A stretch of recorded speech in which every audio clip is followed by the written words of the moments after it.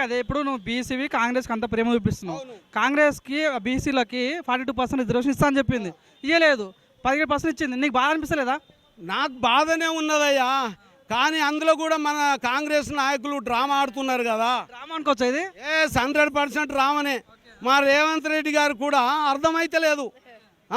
ఇది ఏం చేయాలి, ఎట్లా చేయాలని అర్థమైతలేదు. నువ్వు ముస్లింలను కలుపుకొని జీవో పెడితే వాడు చేస్తాడా? ఆడ ఎవడున్నాడు? బీజేపీ వాడు ఉన్నాడు. బీజేపీ వాడికి ముస్లింలకు పడదు. ఆయన కూడా బీసీనే కదా ప్రధానమంత్రి పేరుకు మాత్రం ఆయన ఓన్లీ కీలుబొమ్మ. ఆడ ప్రధానమంత్రి కీలుబొమ్మ. ఆడ ఉన్నటువంటి హోమ్ మినిస్టర్ అమిత్ షా, ఆడ తర్వాత రాజ్నాథ్ సింగ్, ఆడ తర్వాత భగత్, వీళ్ళందరూ బీజేపీని నడుపుతున్నారు. ఆయన పేరుకు మాత్రం అట్లా ఉన్నాడు. ఆయనది ఏం లేదు, ప్రధానమంత్రిది ఏం లేదు ఆడ. కాబట్టి ఆయన కూడా పేరుకు బీసీ ప్రధానమంత్రి, కానీ మాకు ఒరిగింది ఏం లేదు, మాకు ఎలగబెట్టింది ఏం లేదు.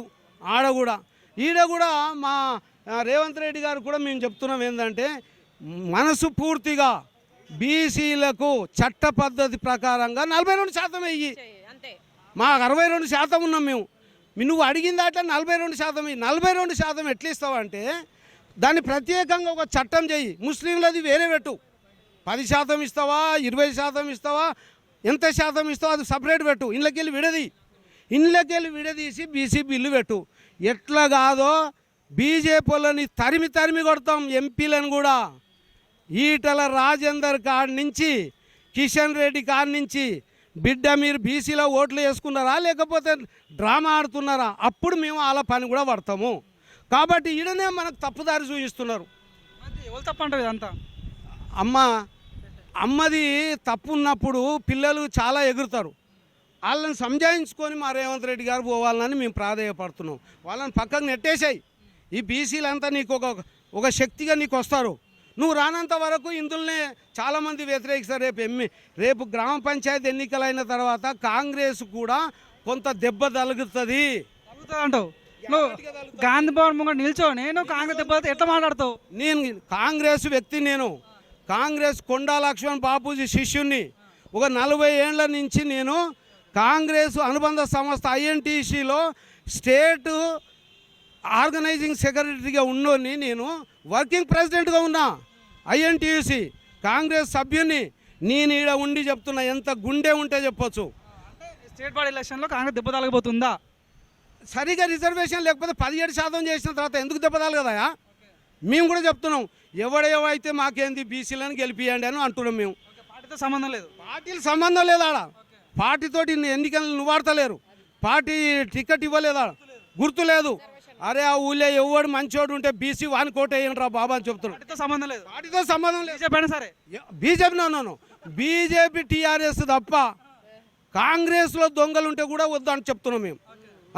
ఆడ మంచోని చూసుకొని వేయండి, ఇండిపెండెంట్ అయినా వేయండి, వేరే ఇంకేదన్నా వేయండి, కానీ ఆ ఇద్దరు దొంగలకి వేయొద్దు, ఈ గుంట నక్కలు ఉన్నటువంటి వాళ్ళకు కూడా వేయొద్దు అని మేము చెప్తూ ఈ యొక్క అవకాశం. అదే ఇప్పుడు నువ్వు బీసీవి, ఇప్పుడు తిమ్మమల్లన్న బీసీల కోసం ఒక సపరేట్ పాట పెట్టిండు, మరి దానికి ఏమంటావు ఓటు? ఇగో తప్పదనుకుంటే వేయవలసిందే.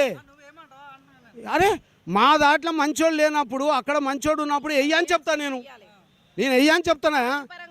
పార్టీ పరంగా కాదాడ, వ్యక్తి మంచోడు కావాలి. పార్టీ గుర్తు లేదాడ. నువ్వు దొంగను తీసుకొచ్చి ఆడ నువ్వు గెలిపించాయా అని చెప్పేసి కాంగ్రెస్ వాళ్ళు చెప్పినంత మాత్రాన మా వాళ్ళు ఈయన వేసే స్తోమతలో లేరు ఇప్పుడు బీసీలు. చల్ నువ్వెవడరా నా కొడుకు అని చెప్పేసి ఆడ తరిమి కొడతారు. రీసెంట్గా కేటీఆర్ ఏమన్నా అంటే ఇక్కడ హైదరాబాద్లో జిహెచ్ఎం ఎలక్షన్ పెట్టరు, వీళ్ళతో కాదు 2028 పెట్టుకుంటాము అన్న అట్లా అంటుండు. నిజంగా ఎలక్షన్ పెట్టరంటావు ఇక్కడ? ఇక అది పెట్టేది ప్రభుత్వం మీద ఆధారపడింది. దీనికే 2 సంవత్సరాలు గడిచింది ఈ గ్రామ పంచాయతీ కట్టడానికి. చరిత్రలో మీ లైఫ్లో ఎప్పుడైనా జరిగిందా ఇన్ని సంవత్సరాలు సర్పంచ్ ఆపినట్లు? నేను చూసినప్పటి నుంచి మాత్రం జరగలే. కాబట్టి ఆయన చేయడం ఈ ముసుగులో గుద్దులాట వద్దు ఆయన అని చెప్తున్నావు. నువ్వు వేసేది ఉంటే సరిగా చెయ్యి, చట్టం సరిగా చెయ్యి. న్యాయవాదులు ఉన్నారు, జడ్జీలు ఉన్నారు, ప్రొఫెసర్లు ఉన్నారు, వీళ్ళని అందరిని కూర్చోబెట్టుకొని నువ్వు చట్టం తయారు చేసి పంపి. ఈ విధవలు ఉన్నారు కదా నీ వెనకాల, వీళ్ళని నమ్ముకొని నువ్వు చట్టం పెడితే ఆడ చట్టం అమలు కాదు. ఆ చట్టం అమలు కావాలంటే ఇవాళ రాజ్యాంగాన్ని పరిరక్షించే ప్రవేశపెట్టిన రోజు చెప్తున్నా. ఈ గ్రామ పంచాయతీ ఎన్నికలు కాంగ్రెస్ కూడా ఒక గుణపాఠం కాబోతున్నది. ఎస్ ధైర్యంగా చెప్తున్నా. నువ్వు 42% ఓన్లీ ఆషామాషిగా చేసేసి ఏదో 17% ఇచ్చినామని అంటున్నారు. 17% ఇస్తే ఇక నీకు దెబ్బనే 100% దెబ్బనే. ఇప్పుడు నువ్వు గాంధీ భవన్ ముందు నిల్చున్నావు, ఇప్పుడు చెప్పు కాంగ్రెస్ కొవ్వట్లు ఉన్నారా లేరా? 100% కోవట్టు ఉన్నారా? దొంగలు ఉన్నారు. ఆ దొంగల్ని మా రేవంత్ రెడ్డి గారు తరిమి కొట్టకపోతే మా రేవంత్ రెడ్డిదే లాస్ట్ అవుతుంది. ఇక ఈ 3 సంవత్సరాలే రేవంత్ రెడ్డిది అయిపోతుంది.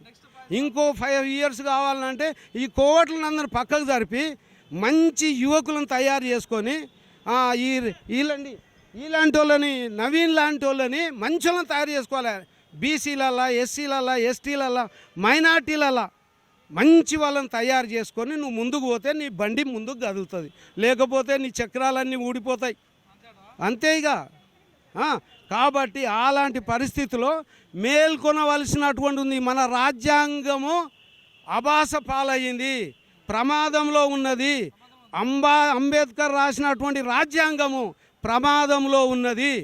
దాన్ని కొంతమంది కుర్చీ కింద ముడ్డి కింద వేసుకొని కూర్చుంటున్నారు. చట్టము కొందరికే సుట్టమవుతున్నది.